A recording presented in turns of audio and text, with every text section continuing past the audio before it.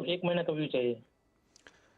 सरवेल, 1 महीने के लिए जेके पेपर 425 में उन्होंने खरीदा, 413 चल रहा है अभी। जी, आई थिंक देखिए, पहली बात तो ये मेरे मेरे लिस्ट का ये मतलब ये ट्रेडिंग स्टॉक नहीं इसको मैं बोलूँगा, और इसका तो अभी स्प्लिट होके भाव भी चेंज दिख रहा है यहाँ पे। तो थॉट यही है कि फिलहाल बहुत क्लियर सेटअप्स नहीं है, बट ट्रेड में बने हुए हैं, तो मेरे हिसाब से सरवेन जेके पेपर।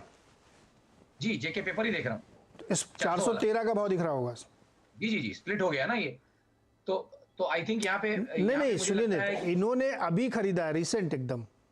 जी 425 पे खरीदा इन्होंने कुछ 4000 का भाव बोला। नहीं, 425। जी ओके, माफी चाहूंगा। तो देखिए यहाँ पे मेरा थॉट यही है कि बहुत क्लियर सेटअप्स नहीं है, बट ट्रेड एक रिस्क जोन में है, तो आई थिंक इसको बहुत टाइट स्टॉप लॉस से ही रखें, बहुत ज्यादा इसमें खड़े रहने की कोशिश ना करें। 404 रुपए 40 पैसे का इमीडिएट स्टॉप लॉस है, इनका टाइम फ्रेम भी छोटा मुझे दिख रहा है, तो मुझे लगता है 440 के स्टॉप लॉस इसमें बने रहें। ऊपर में इनको 430 440 के स्तर मिलते हैं, तो थोड़ा मुनाफा बांधना चाहिए। अगर इनका ट्रेडिंग बायस है तो 430 के आसपास मुनाफा बांधना चाहिए। 430 के आसपास मुनाफा बांधे और 425 में खरीदा, तो देखिएगा इसको आप, फिर उसी हिसाब से अपनी ट्रेडिंग स्ट्रेटजी बनाइएगा। कुछ सवाल ट्विटर से लेते हैं। गुरजीत गुलाटी जी ने एक सवाल भेजा है, 100 शेयर्स इनके पास IRCTC के हैं, क्या करना चाहिए? स्प्लिट के बाद इनका भाव तो काफी नीचे है, लेकिन अभी क्या करना चाहिए इनको? जी देखिए, IRCTC तो हमारा इस साल का फेवरेट ही रहा है, जहां हमने पहले भी इसको साल के शुरू में डिस्कस किया। तो मेरे हिसाब से इसका भी multi quarter multi month correction यहाँ पे डेफिनेटली पूरा हो चुका है, और थॉट यही है कि भाई अब यहाँ पे टाइम के साथ खड़े रहना पड़ेगा, क्योंकि ये डिलीवरी ट्रेड है, इसको बहुत ज्यादा ट्रेडिंग का मैं फ्लेवर नहीं पकड़ता हूँ उसमें अभी फिलहाल, क्योंकि वॉल्यूम्स थोड़े ड्राई हो चुके हैं काउंटर में ऑलरेडी। जो पहले हुआ करते थे वैसे वॉल्यूम अभी नहीं है। तो थॉट यही है यहाँ पे कि भाई आप ट्रेड में फिलहाल है आपके पास, तो ट्रेड में बने रहें, और इसका जो वर्स्ट होना था इस साल का वो हो गया, मोटा मोटी 600 सवा 600 के आसपास जो गया था, और मुझे लगता है कि ऊपर में पुल बैक में आपको 1850 1870 के लेवल्स यहाँ पे नेक्स्ट 3 से 6 महीने में आते हुए दिखने चाहिए। ओके, एक सवाल लेते हैं कल्पना हरड़ का, जो चेन्नई से हमारे साथ जुड़ रही है। कल्पना जी बताइए क्या सवाल है?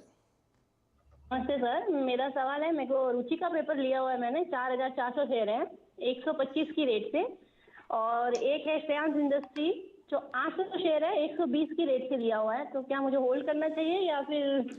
मैं दूसरे वाले का नाम नहीं सुन पाया, दूसरा वाला कौन सा शेयर है? Shreyansh industry.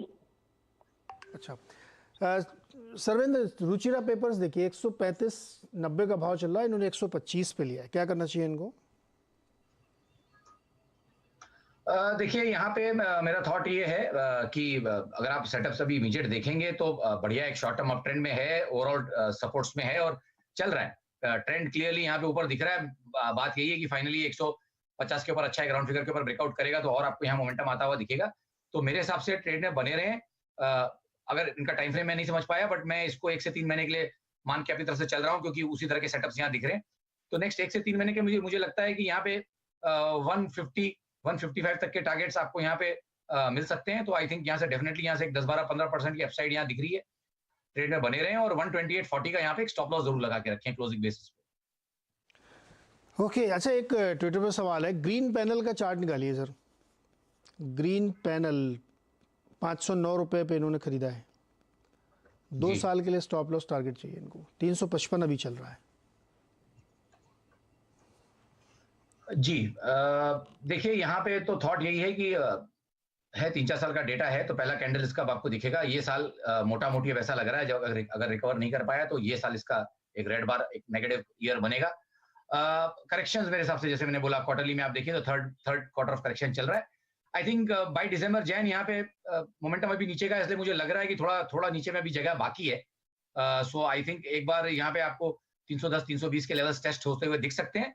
Majority of the correction is over, और अगर इनका 2 साल का दायरा है और होराइजन है तो आई थिंक बने रहें, और कहीं 310-320 के आसपास अगर मिलता है तो एवरेज करने की कोशिश करें, जितनी भी क्वांटिटी करना चाहे, लेकिन जो नई क्वांटिटी मेरे कहने पे जितनी लेंगे उसमें स्टॉप लॉस जरूर रहेगा 288.40 का क्लोजिंग ओनली बेसिस पे। तो इनका एवरेज भी नीचे आ जाएगा और